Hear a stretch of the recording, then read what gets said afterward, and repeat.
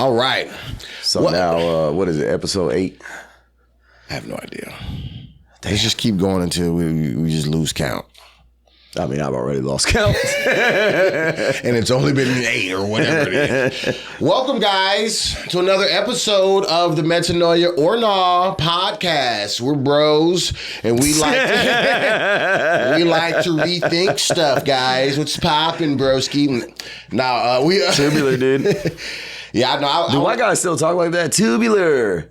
Maybe like in Cali. I'm sure somewhere. Yeah. That was like the surfer talk. I definitely have met, even in the comedy world, like people who still do like gnarly and stuff like that. I do this, but it's more of a. I'm saying what they say with gnarly. Like they say that? They say gnarly, yeah. Like literally. They don't say like gnarly dude, but they'll be like the same way somebody may. Whoa. Why somebody else may be like, oh, that's cool. They be like, oh, that's gnarly. That was a stupid voice. Whoa. You remember when people talk like that? What I'm saying is they still do. You're saying remember when? Like that was a no, what I'm saying, they say gnarly, but do they still talk like this, dude? Yes. I just wasn't. That's crazy. I just wasn't trying to be, insulting. Who's to the people? Who's the comedian guy that talks like that? Pauly Shore? They talk like Pauly Shore? I don't know. You don't know who Pauly Shore is? I do know who Pauly Shore is. Okay. I'm saying, but if they talk like him, I haven't heard Pauly Shore talk in a while. Get going, bro. Yeah. That's what he does. I'm going to finish the intro. Oh, I'm sorry. Go ahead. So welcome, guys, to another episode of the Metanoia or Nah podcast. Metanoia is the Greek word, which means to repent, which means to rethink. So if you've thought about something before, we're here to rethink about it. Didn't mean that you didn't think about it the first time, but think about it again. Even if you thought about it again, think about it again and again and again and again and again. My name is Rudy Wilson, and I'm here again. And Jared with a G, he's here again. We're both the host again. we're here to Metanoia. You want to rethink that intro or not? Now what's popping? Real quick, in real time. Yesterday was Juneteenth. Now last week's episode, we shot that in time for Juneteenth and all that, but yesterday was technically Juneteenth, and I want to clear some things up because I said last episode I should have known this information. Okay, we found out together. The Union soldiers showed up. Okay, it wasn't us that showed up on us. It was 2 years later. 2 years, but in Galveston, Texas. In Galveston, Texas, not at Texarkana, but. To Jerry's point, the Galveston Texans were reluctant when the Union soldiers was letting them know that these people are free and you can't hold them down no more. So what do you say, boss? Nothing, boy. So get back to work. I don't know if you're gonna clip where we was wrong in the last episode and show this, but if anybody I don't think I'm that good at it. Anybody watched both episodes, just know we were wrong last week, but we wanted to get it. We admitted we was wrong, and we didn't know, but we wanted to get it right this week. So shout out Juneteenth, and it was a celebration we had at the Richie Suncoast Theater. That celebration was fantastic. Your boy Rudy Wilson over there was hosting it. I was hosting it, and it had a step team. They had a whole marching band. They had a drum line. They had what's the guy? A drum line, not a marching band. It's a drum line. It's a drum line? Yeah. A marching band would be horns and everything. This was all just percussion. Is that disrespectful to say? It's not necessarily disrespectful. It's just inaccurate. So they had a marching band. It's just inaccurate. It's like okay. They had a drum line. It's like saying somebody had a Toyota, but they were in a Mercedes or something. It's like it's not disrespectful. It's just the wrong. No, that's saying they're in a Camry, but they're really in a Corolla. That's more accurate. Okay, we'll even go with that. You're welcome. Yeah, but I'm saying, but it's still not. It's not disrespectful. You might want to rethink what you said. Well, I was trying to just help you get. That's the like point. a $50,000 difference. Well, sure. Toyota to Mercedes. A drum line in a band is probably a $50,000 difference. Drum line is what they call it, the heartbeat. The heartbeat of the. Well, that's what they said band. in the movie Drum Line. I don't know if that's what everybody says, but would you say that? I was never in a marching band. So would you say that about marching That's what I'm saying. I don't know. I was never in one. So I was never in one either. Did you play an instrument growing up? Yeah, I played the drum. I played drums at church, or still to this day. In a like a band or something, or you just played it? No, the church band. I'm a church musician at my dad's. No, I'm saying at school. Did you play instrument at school? I played in middle school. I was in concert band. But in high school, like I played football and stuff, so I couldn't be in band and couldn't. At halftime, helmet still on. Rudy, we are throwing up plays. I was in concert band, which and I was in percussion, which is like what people would call drums, but it's called percussion because not only it's the snare drum, bass drum, cymbals, but you got like timpani, triangle, tambourine, xylophone, all of that stuff is under percussion. Wind chimes. Anything that pushes bass against your body. Maraca, anything that can create like a beat or a rhythm or whatever like that. But what I was going to say was, but Drumline came out while I was in middle school band. So word. Yeah, so Nick Cannon, the whole thing. He was the GOAT to us back then. Man, we thought Nick Cannon was slaying. Yeah. Watch it again. Oh, well, no. Well, that's still a classic movie. But No, the movie is great, but I've been found out even before I graduated high school that it wasn't him. I'm saying, but in real time, when the movie came out and it resonated. We came to school like that, like next Monday after seeing it that weekend, and we got our sticks, boy. No, I can do a Nick Cannon. Boy, you can't do it. I'm talking, y'all was battling each other. We was going in, dropping the sticks on them. So anyway, they had a mime too. That was special. And then they had a woman that was singing. She sung all by herself. Gospel singer, yeah. Gospel singer. And then what was the last? She was singing I don't know if you're gonna put that in the beginning. Walk with me, Lord. Walk with me. That's what was the other thing? So we had the band, the steppers, the 20s dance. Not the band, the percussion. What did you say? Drumline. The steppers, the dance, the 20s dance routine. They did phenomenal. The roaring 20s, or what do you call it? Like the swing dance. Yeah. And then they was like kicking and right, doing that. Yeah, that was pretty dope. Yeah. That was a good ceremony though. Yeah. And then Serena, what was Siri's real name? Sarita. Yeah. It was a woman named Sarita over the mic, and you couldn't see her. But she was definitely talking like she was from back in the day. Child, let me tell you, child. Yeah. She threw a little too much on it. I ain't gonna lie to you. It got a little racist. It got a little away from Southern and a little too much, yes, boss. Right. That was a good time though. So what he's talking about as far as the whole Sarita thing, the whole skit we was kind of, or the bit we were, doing throughout the night was I was teaching the crowd information about different inventors. I should have brought that paper with me. I didn't realize there was so many black inventors. Money? No, you said that paper. I'm like the paper with the inventors. So there's a lot of African American inventors and inventions that people didn't know about, like the doorknob, the keychain, the pen, the ice cream scoop, the clothes dryer, the stethoscope, the traffic light. The elevator, all of these things we were teaching the crowd. And that's a small list too, and that's a short list. Yeah, it's way more than that, but. We were teaching the audience and even ourselves. Really, I was educated. We didn't know much of it. I was educated, but we're teaching them about like the different inventors and who created these things after Juneteenth. The African American inventors. I was made to say that. It was written on the paper. African American inventor, male and female, but hip hop.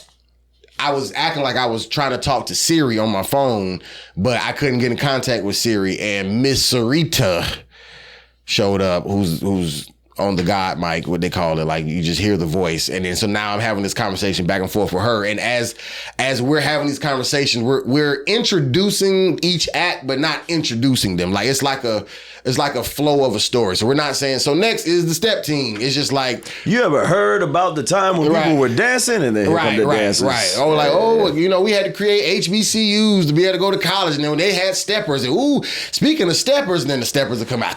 They were young too, and they were killing. Yeah. The steppers and the drumline were all kids. The drumline had a kid that was probably like 3 feet. Yeah, I'm talking about young. Yeah, I told about Chunky Side. No, I'm saying how old was the kid though? Probably like 9, 8. No. Jill was definitely probably young. Probably not 9, but probably 7. Probably 7 or 8 for sure. Like Jill was young, but. Shout out to my boy E-Way. He's one of my frat brothers. He passed away. Not to get sad about it, but when he was alive, he has done stuff like that. Like he had drum lines and stuff down in Jacksonville, with kids that made it onto like the news and stuff. And so I'm saying that he was the first person I ever saw who showed me like, man, kids can catch on to this at a young age. They say the quickest way to learn anything is when you're around 5-6 years old because you pick it up so quick. Yeah. Just like when kids learn multiple languages and all that, they learn it when they was young. You don't even teach them. They just pick it up. Yeah. It's so funny, like a lot of Spanish families in America, like the kid would be like 4 years old speaking bilingual as hell, and the parents only speak Spanish. They'd be like, excuse me, sir, where is the restroom? And you like, the restroom's over there. And they go, that's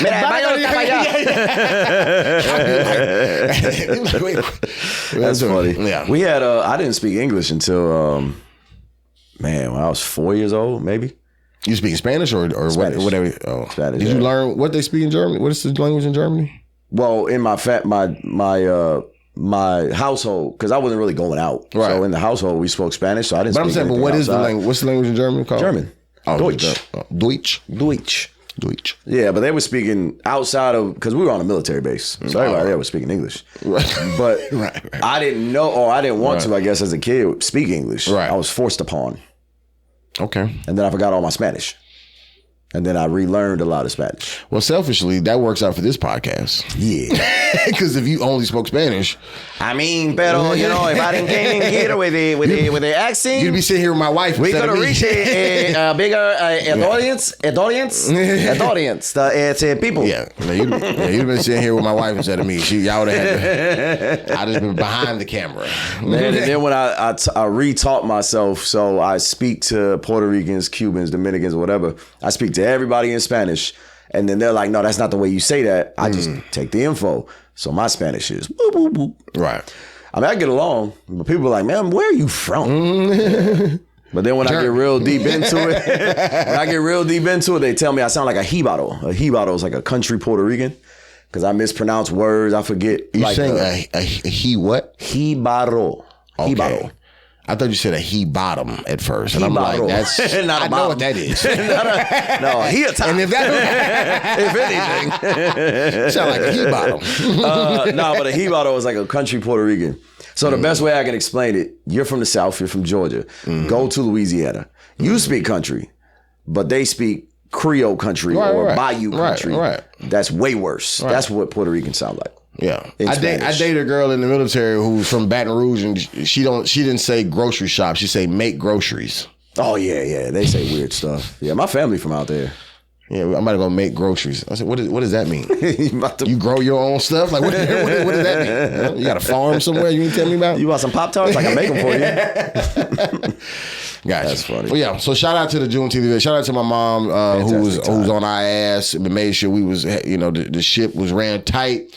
And this was actually a bigger show because this is the second annual, but in the Ritchie Suncoast Theater, from what I was told, holds about 300. It's a floor, and that's Ritchie Suncoast Theater, in Newport Ritchie, Florida. Yeah. Mm-hmm. The bottom, so they got the floor level, and then there's also a balcony. So last year, the floor level was pretty full, but not even completely full. It was like 85% full. Mm-hmm. Nobody upstairs. This year, not only it was a bigger budget, and I'm saying that because I got paid a little more than last year. Amen. But even the audience this year was a larger audience, like cause the whole bottom was full, and then even the balcony was full. Yeah. And so it was good to see that even just in 1 year. Because I mean, they were promoting it on the news, the radio station, and even just social media, whatever like that. So I mean, the word is getting out, and it's like I said, it's even dope for those of us who are involved because we don't be knowing this information about Juneteenth and whatever like that. So even me. So what did y'all do last year? It was similar, same type of program, but we just did it a little bit differently this year. But so did you learn Juneteenth stuff last year and then you immediately forgot it? Well, we didn't talk about like the inventors and stuff. I'm sure they mentioned the Galveston, Texas, and I just didn't pay no attention for sure. I ain't even sitting here and lie. I'm sure that was mentioned. Yeah, Union soldiers. So when we had that episode, we could have been talking about it. But matter of fact, I don't think it was mentioned because I remember. So okay, this is what could have happened. It might have been on the paper, But on the pamphlet. Like, well, no. Like we have like a script, like a show, a run of show that we're going by.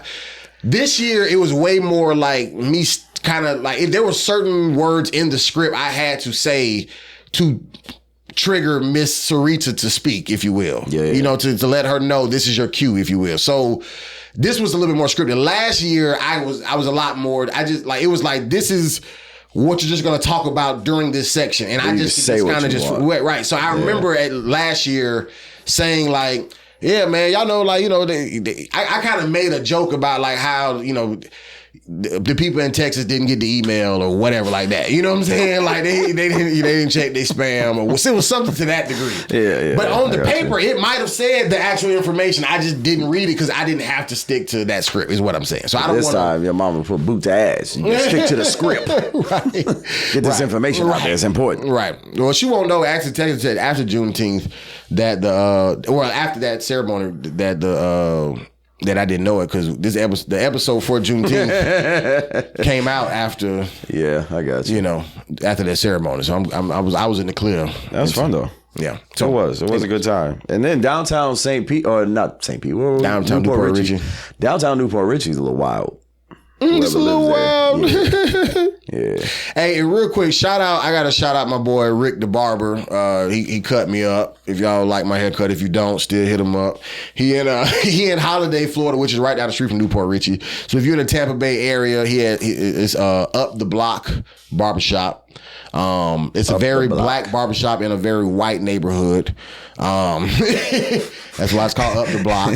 You'll see it. even the white people who cut hair there, you can tell they're very influenced by black culture. Yo, what's up, bro? You trying to get a cut? Right. They may not know what Juneteenth is, but they know all the lyrics to Tupac. They probably know what Juneteenth is because they have to. Just in case they get asked. That lady in the restaurant last night who walked up to me, I guess she was at the show. She was like, yeah, we heard about it. So we walked over and came. She said, I love Whoopi Goldberg. I love black culture. I love Whoopi Goldberg is her black culture. She said, this is the worst administration we've ever had. Like, I just don't. That's why. Yeah. I looked at you and you were just like, yeah. I wanted to tell that lady I'm the least political nigga you will ever meet. Right? I don't even know what the fuck this administration is doing. I'm just being Goldberg, yo. She ain't got no eyebrows. I love Whoopi Goldberg. I love black culture. I don't know why we just can't all get along. Okay. Because Whoopi Goldberg's eyebrows, man. She has none. Nobody. We fight over that. She does have eyebrows. No, she doesn't. That's alopecia on her face. Alopecia. Whippy. Whippy. All right. So, anyway, what was we going to talk about today for the topic? It was something to the degree posting online and then getting upset the way that people react about it. So you put your whole life online expecting what exactly? What kind of reactions are you expecting? Well, then getting upset when you don't get the reaction that you wanted. Well, let me ask you this first. I think there's a line in the sand that we have to draw first, because there's two sides of social media or posting online. You have the side what you just mentioned, like a normal person who's just posting a picture or whatever it is, and picture their food, picture their new body, new outfit, new hair, and wanting validation. But then you have the content creator. You know, you described women.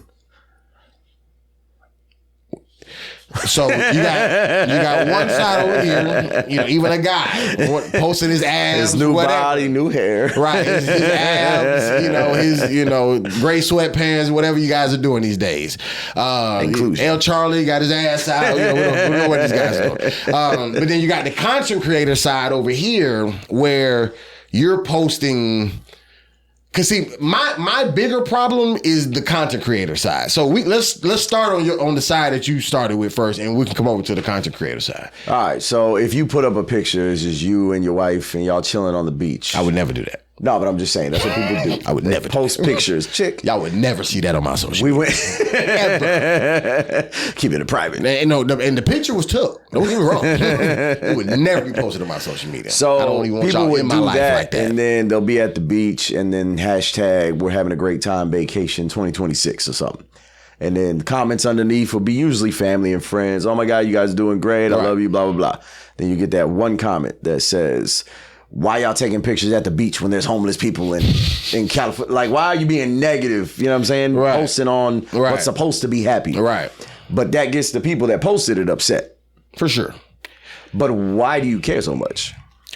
Because you realize when we were growing up before social media, if you were on TV, you were important or you were part of the news. Something happened. Right. For now, everybody's on quote unquote TV. Everybody's on blast. Everybody can be seen.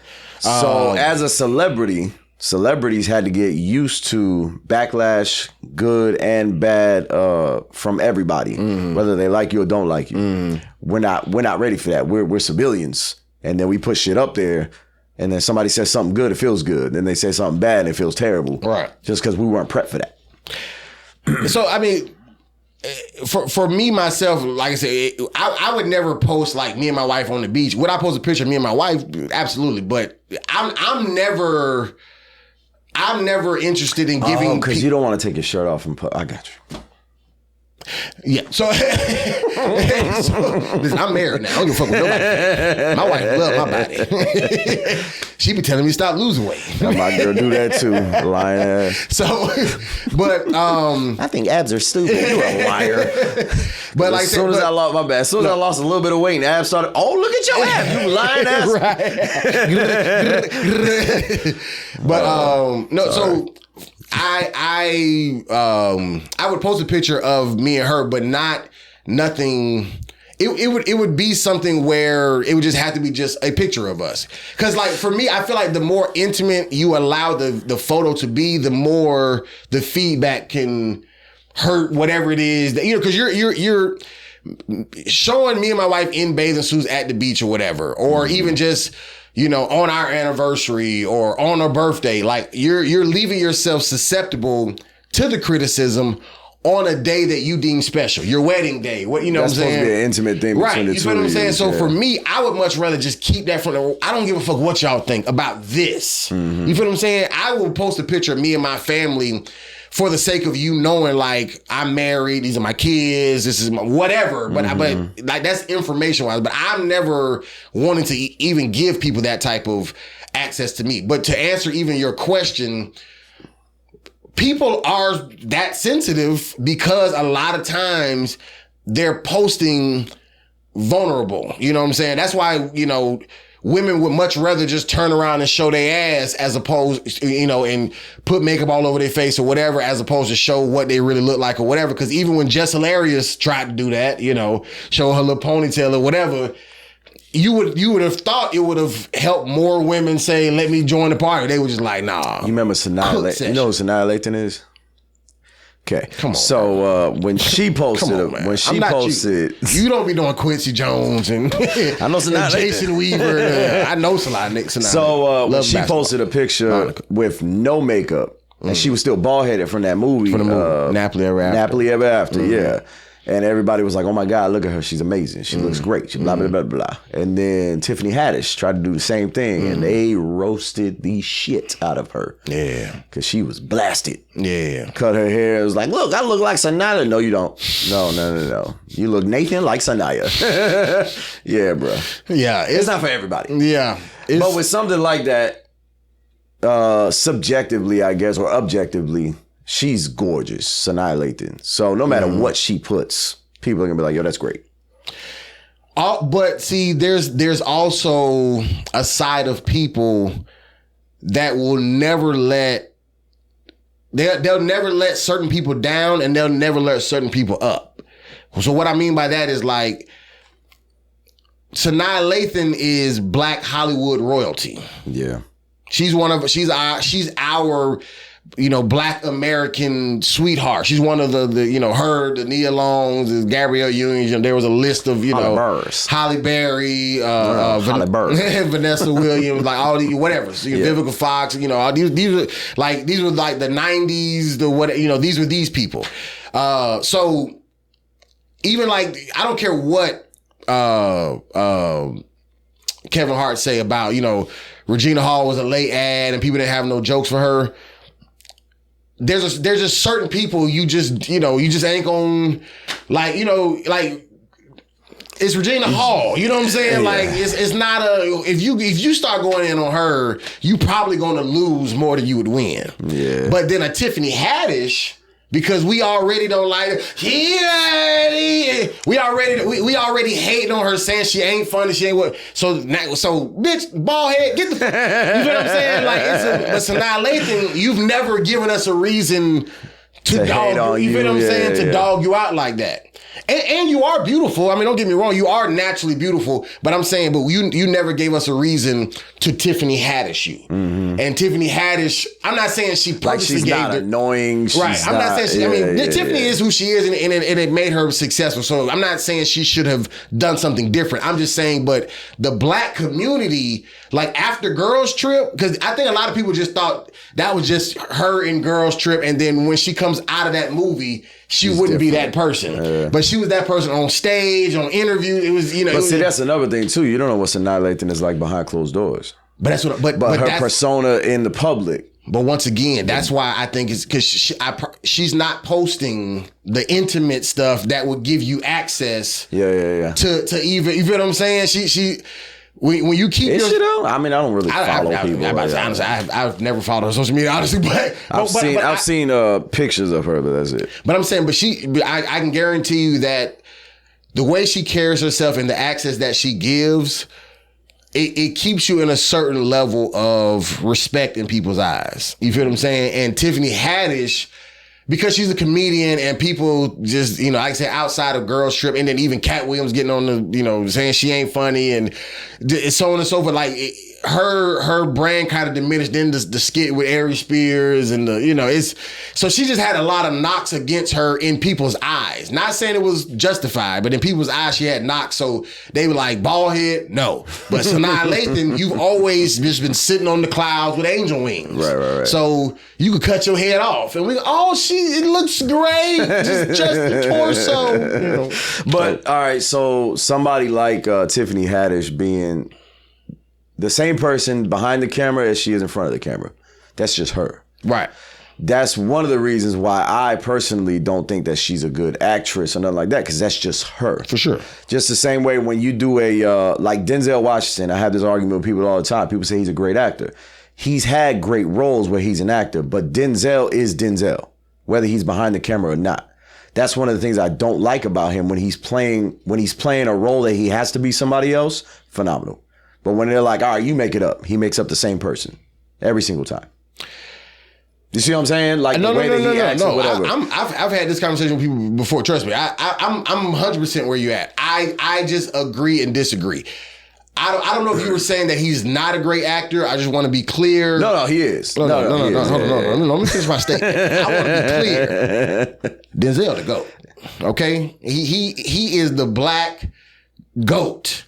When you start naming your favorite actors, I thought you were gonna say the black somebody white. No, he's the black Arnold Schwarzenegger. No. When you start naming your favorite actors, you don't even start with Denzel. He's just already up there, and then you just start with everybody else. But to your point, he does put Denzel his flavor in every role. Like you can see that, my man, or whatever.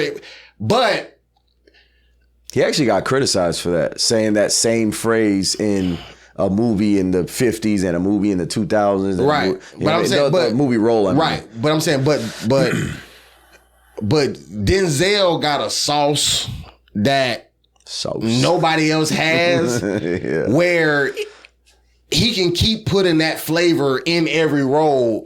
But that's what we coming for. We want. I we want that. We want Denzel. Yeah. We came to see you do the Denzel as the football coach, or do the Denzel as the equalizer, or do the Denzel, because it's a special, call it an anointing, if you will, that God gave him. It's a sauce that.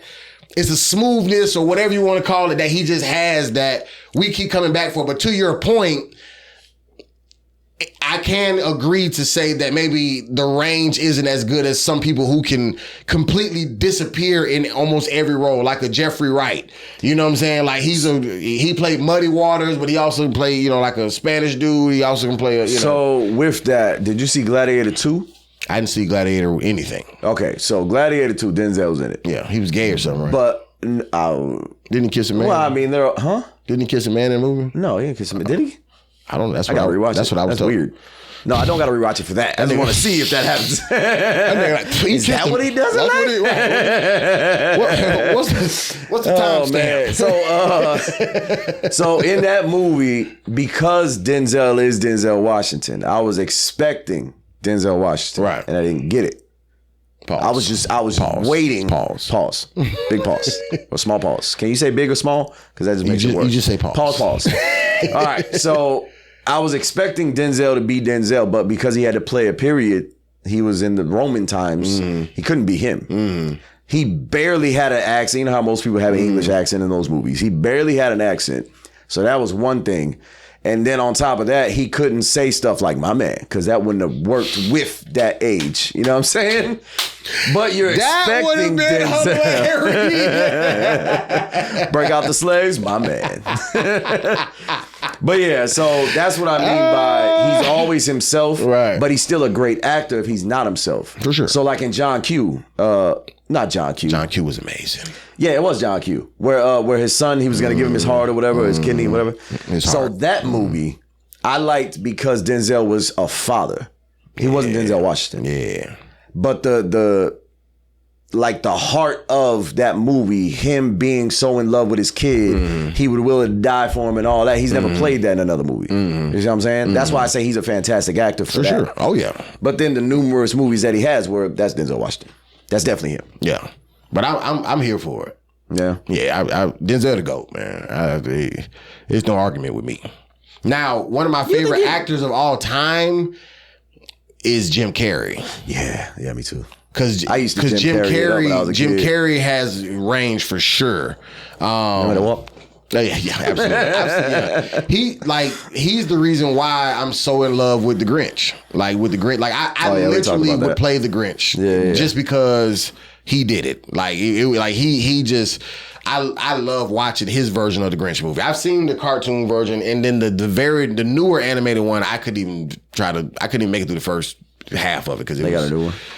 I mean, it was newer than the Jim Carrey one is what I'm saying. I don't know how new it is now. It may have came out in 2018. I like the cartoon just because it brings me back. Yeah. But the actual movie with Jim Carrey is top notch. Flawless. Yeah, flawless. But the other side of...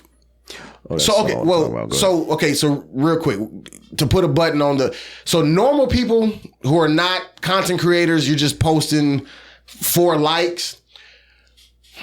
My metanoia for those people is I would be cautious about, I even teach my kids this in a podcast class. You have to be cautious about what you put out there because for one, the internet is permanent. Forever.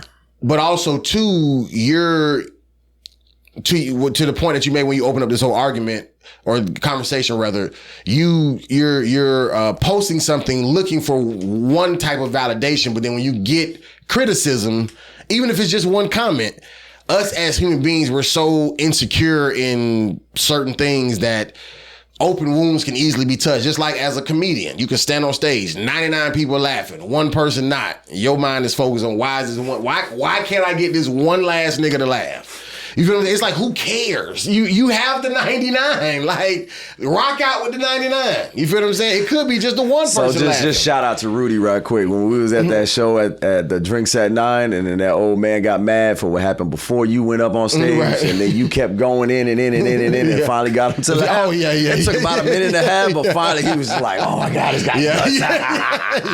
Yeah, he was pissed. Yeah. He was pissed. I had to address it. He wasn't pissed at me. He was pissed at the act before me. But anyway, so the whole validation thing, I definitely get it. I tell people all the time I got real thick skin. Yeah. You can pretty much say anything to me and I just let it blow over. Yeah. But when I'm online, what bothers me the most is when people don't understand the meaning of what I was trying to say. So when that viral clip that we had of the alcohol, talking about alcohol being sober and whatever, right? Yeah, well, we talked about it. Right. So somebody commented under there, or a lot of people commented under there, it's not actually meth, that it's heroin or it's Xanax or something like that. Benizos. And they were like, this guy's an idiot because he thinks it's meth. I was like, bro, I spoke fast and I misspoke. But did you get the message? Actually, you didn't misspeak though.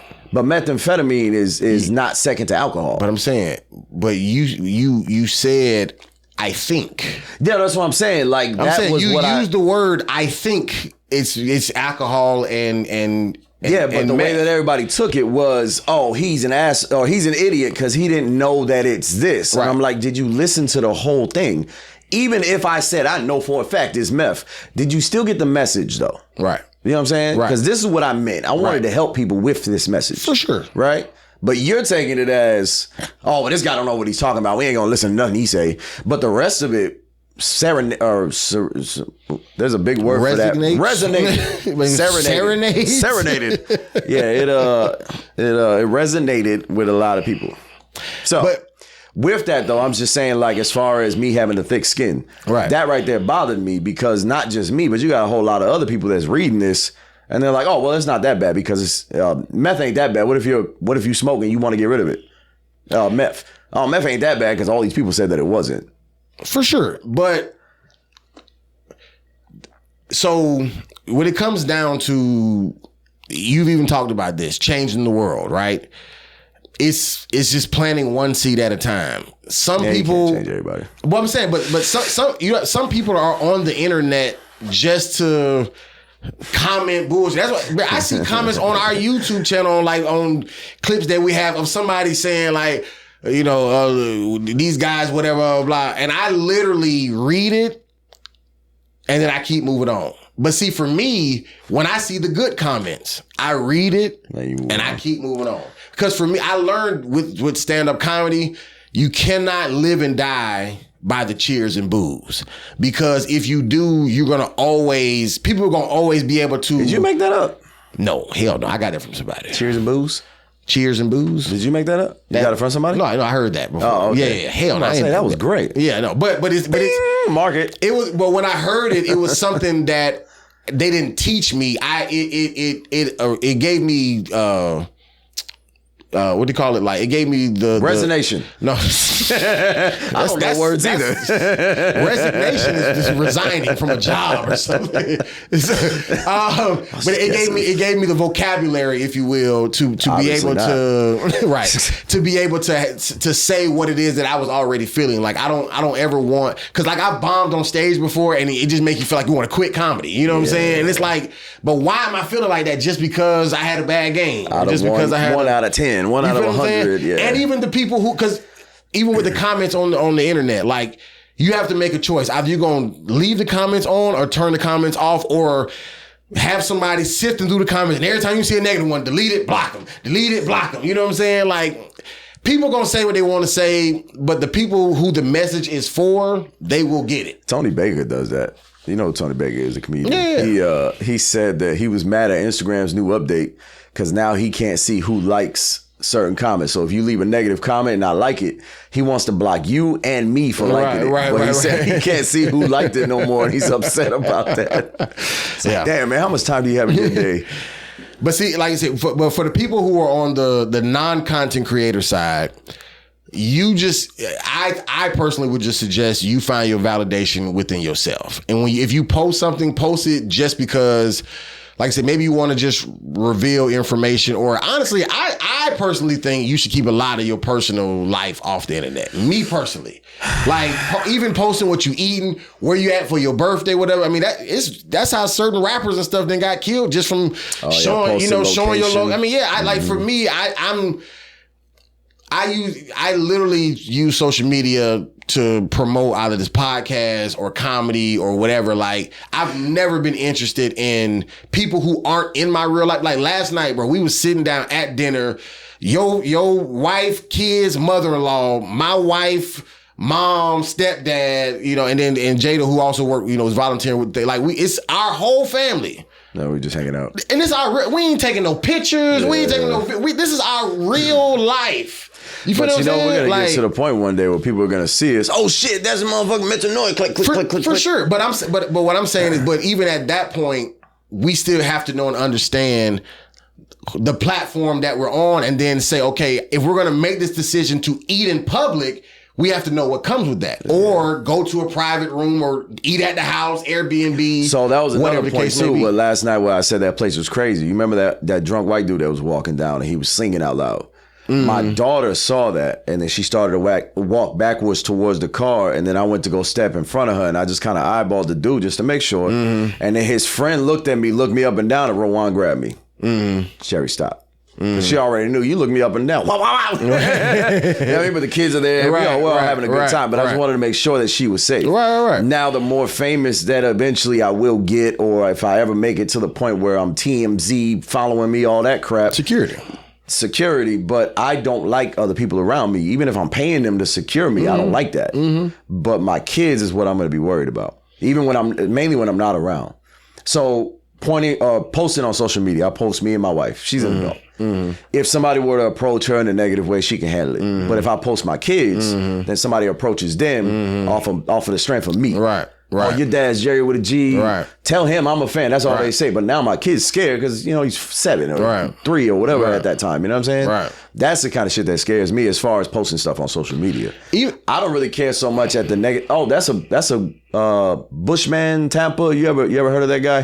He dresses like a bush and then he jumps up and scares people. Right? So he usually does it to adults, maybe teenagers, and he did one. It was a kid, maybe 3 years old, and he jumped up in the kid's fear in his face. He's screaming, ah! And he's like trying to run away backwards, he's tumbling over shit. And then I commented under there, yeah, you all better than me, because if that was me, I would have swung on old boy. Right. I got a lot of people that said, yeah, I agree, but then there was some people like, oh, your son's gonna grow up to be a bitch because he can't get scared.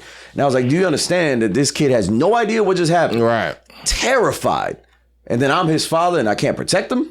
Even from something like that? You know what I'm saying? But see, even the type of person I am, I wouldn't have even left that type of comment. Because for me, I know that type of comment is going to get that type of response, which you receive.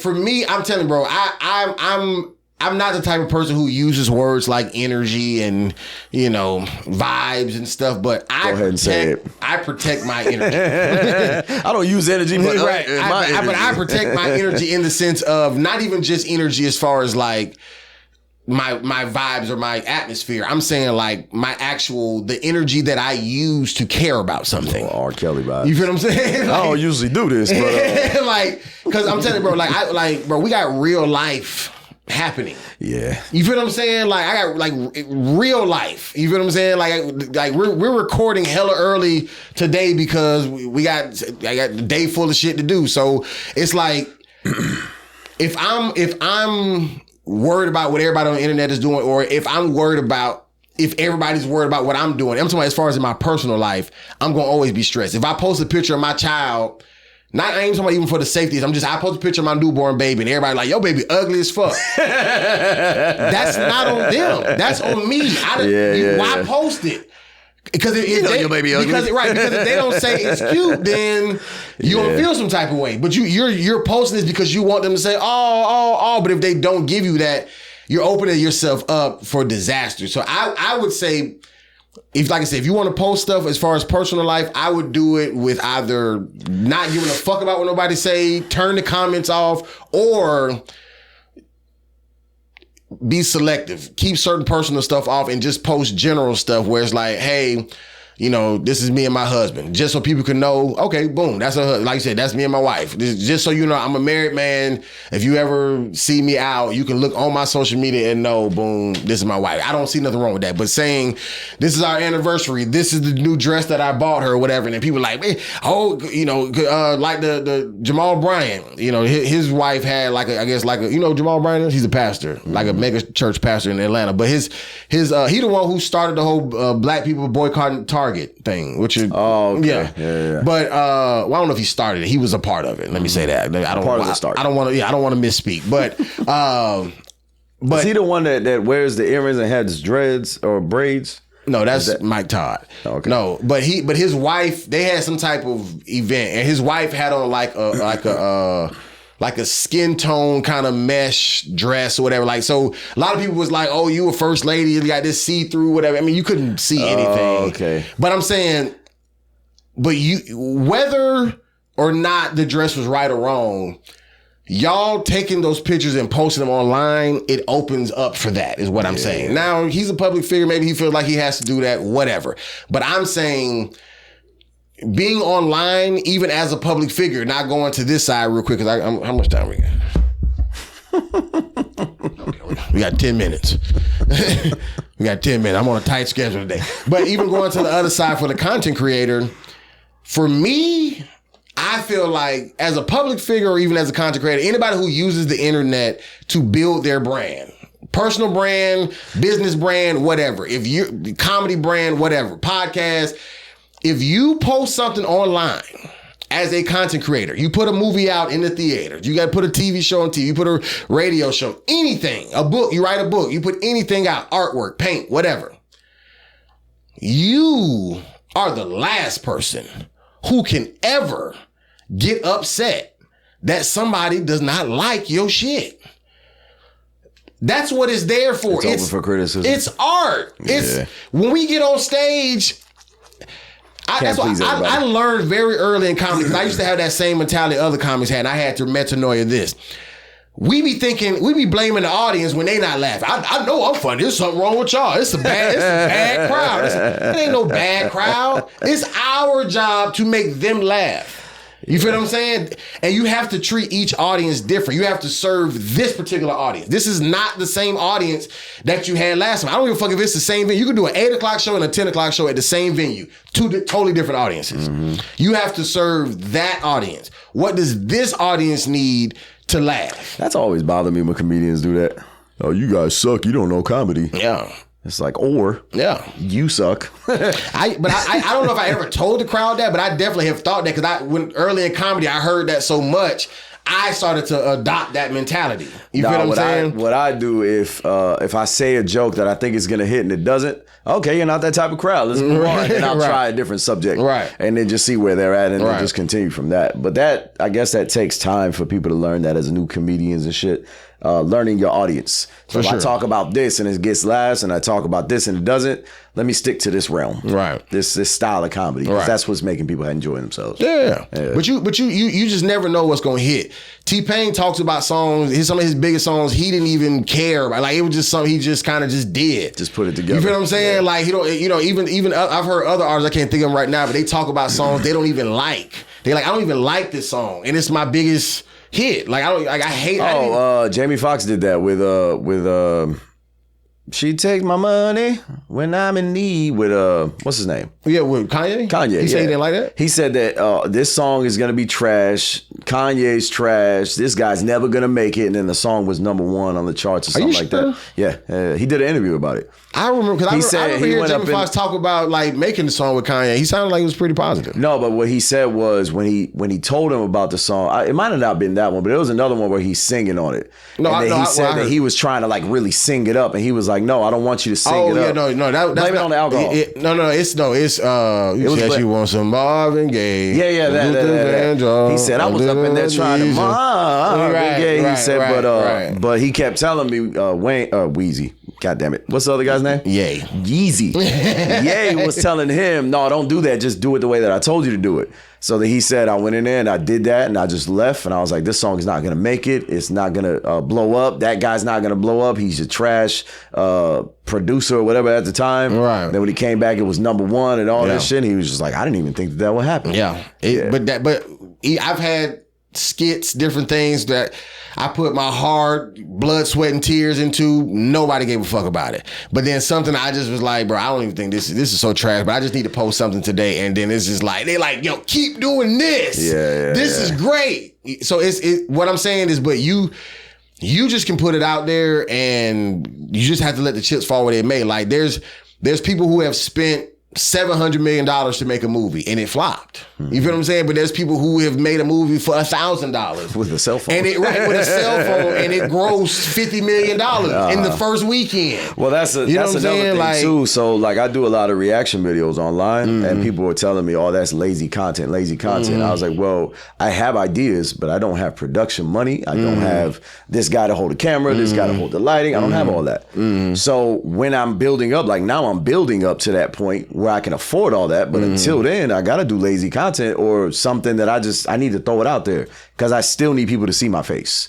I need them to hear my voice. Right. You know what I'm saying? Right. I want to put out great stuff. Right. But the stuff, like you said, I might think is great. So everybody else might think it's trash and vice versa. Right. Oh, this is a lazy ass video. Let me just throw this up there. Right. 5 million views. Like, what the hell? Right. All I was doing was tying my shoes in the dark. You know what I mean? It's just weird, bro. But even with that, like, whether it's lazy content or not, that person's opinion, I'm telling y'all cannot allow, you can't allow people's opinions to dictate how you feel. I think the only thing that you should really listen to is constructive criticism from people who you trust and know. You can definitely let it pick how you feel, but you can't let it pick how it affects you. So if it hurts your feelings, cool, but I'ma still do what I want to do. Don't even let it hurt your feelings. Don't have no. No. I'm saying that's something that you can't control. Don't have no feelings about it. You don't know this person. You can say that it doesn't hurt my feelings, but if you say that it doesn't hurt my feelings, something hurt. Bro, listen to me. I'm telling you, good comments don't help my feelings. That's what I'm saying. So I promise you, bro. I promise you. Careful. The only all right, tear the wall Give down. yourself an aneurysm. The only reaction, just say, to my artwork that I'm ever looking for is a real-time laugh to a joke. And that's not for me. It used to be for me. I'm telling you, I had to rethink this thing. It used to be for me, but it's them laughing is confirmation to me that I'm executing on my job because I'm here as a comedian. You feel what I'm saying? If I was here to scare you and you're laughing, it's a totally different story. You feel what I'm saying? But I'm here to make you laugh. So if you're laughing, you're booga. Right. You feel what I'm saying? Like I even had to rethink my, like, as a comedian, I'm like, bro, this is our contribution to society. You feel what I'm saying? Like, you have teachers, you have, truck drivers, you have chefs, you have, librarians, you have, the people who work with the sewers, construction workers, and you have entertainers, singers, actors, whatever. And as a comedian, the way we contribute is through laughter. So me hearing the laughter lets me know I'm doing my job. If I never even get to shake anybody's hand after the show and they tell me how great I am, I'm cool because I already got the confirmation that my assignment was complete. Outside of that, bro, I'm telling you, y'all have to let go of. Now, if your mama is like, that's just stupid and I hate it, I can understand why that can hurt your feelings because that's somebody you care about. Your wife say that, your kids say that, your husband, whoever. But a person in the comment, you click on this person's page, you've never seen them before in your life. You don't even know if they're real. You feel what I'm saying? Like, so I'm telling the concept of letting that person lift my day by saying, "Oh, you're so beautiful," or drop my day by saying, "Bitch, you ugly as fuck." I don't give a fuck about either one. That's another thing too. A lot of people say that AI comments are there just to stir up the pot, and it stirs it. That's what I'm saying. So they leave negative comment, but they are AI. Yeah. Fake. Yeah. And some people, humans, do it just to stir the pot. I just, especially with celebrity, if I can say something negative about a celebrity and actually get them to respond to me, I'm trolling. You feel what I'm saying? Like that's what I'm telling you, bro. Like I taught my podcast students this: be cautious with reading comments, because if you're the type of person where maybe you do have a lot of insecurities, I would suggest just turn the comments off. Don't let nobody leave a comment. They can either just like it or nothing at all. Share it or whatever. Because if you open yourself up for comments, you have to take the good and the bad. You put, like, same thing with content creators. You put out a movie, you have to take the Rotten Tomatoes good and the bad reviews. You have to, you put out a song, some people may like it, some people may not. It is what it is. Everybody in the world ain't gonna like the same shit. I'm gonna put out a song. You know what I'm saying? Like, there's plenty of comedians who are famous, selling out stadiums, who I personally don't think are funny. Yeah. And there are comedians who are performing in shithole bars right now who I think are hilarious. They should be in stadiums. Right, you know what I'm saying? But my little opinion don't matter, because there's enough people who can put this nigga in a stadium, and there's not enough people who know about this person to put him in one. And that's another thing too, being on social media that much, maybe you have to put that much content out there. to get negative or positive feedback to be able to fill stages or stages. Because you got to find your audience. Yeah. Once you out there enough, the people who like, even like Charlie, who be having his ass out or whatever on stage, there is an audience for that. So what I was with that, like you don't have to get canceled. When people get canceled, that's what they say. Right. I don't believe in that because my people that came to see me and they know how I speak. Right. You cancel me, you don't even like me anyway. But the people that like me are still gonna come see me. Yeah, canceling really only works if you're like tied up in like endorsements and stuff. Like big networks and stuff like that. They can't have that kind of shit on Netflix if you work for ESPN or even if you're sponsored by Chase Bank or whatever. Money, it doesn't matter. But that's why Dave Chappelle can say whatever he wants to because he makes all his money off of his brand. He's a big brand in stand-up comedy. Give me $40 million for my special Netflix, and I'm gonna bring y'all a bunch of eyes because people who hate and love me are going to watch me. Yeah, all right. You feel what I'm saying? Hey, Netflix, we want to be on the podcast episodes or whatever channel. Is it in the channel? How would you call that? Netflix is just Netflix. It's just a streaming service.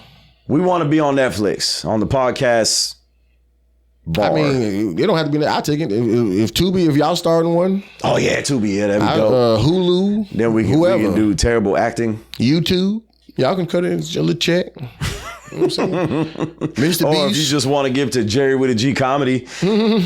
Cash App. Mr. Beast, put us on your channel. You got 500 million subscribers. He hit 500 million now? He the first YouTuber to get hit 500 million subscribers. He's going to be the first to hit 1 billion eventually. Yeah. I don't realize, I didn't realize that there was that many people behind what he does. No. On the internet that subscribe to what he does.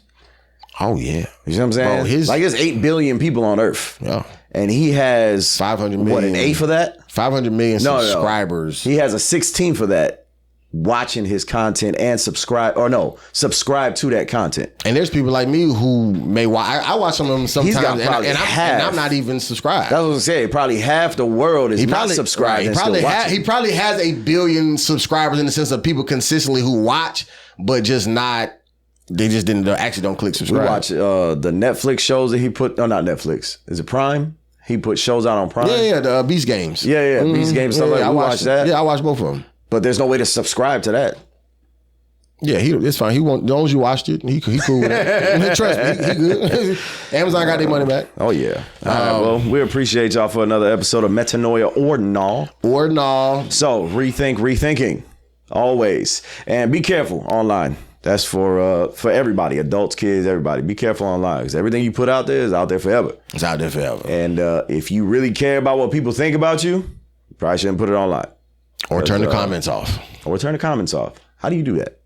It's just go to the settings. You have to do it on every video. You have to do it on go to your settings in whatever app it is, YouTube, Instagram, whatever. You can just say turn off comments. Yeah, I don't really do the electronics very well. Yeah, you can turn them off. I mean, turn them off. But if you're a content creator, get out your feelings, man. It is what it is. Not everybody's gonna like. Put it out there. Who gives a damn? But just you know what I will say though, because I hear this a lot. If you don't like somebody, if you do like somebody, whatever they do, because I'm a comedian, some people like my comedy, some people don't. But everybody has told me off stage, you're a great person. You have a good personality. So be that. Online, whatever, it's not real anyway. But when you get offline, if people see you, be respectful. Just be a nice person. They'll be like, yo, this guy is trash at comedy, but he's a really nice guy. We had coffee one day.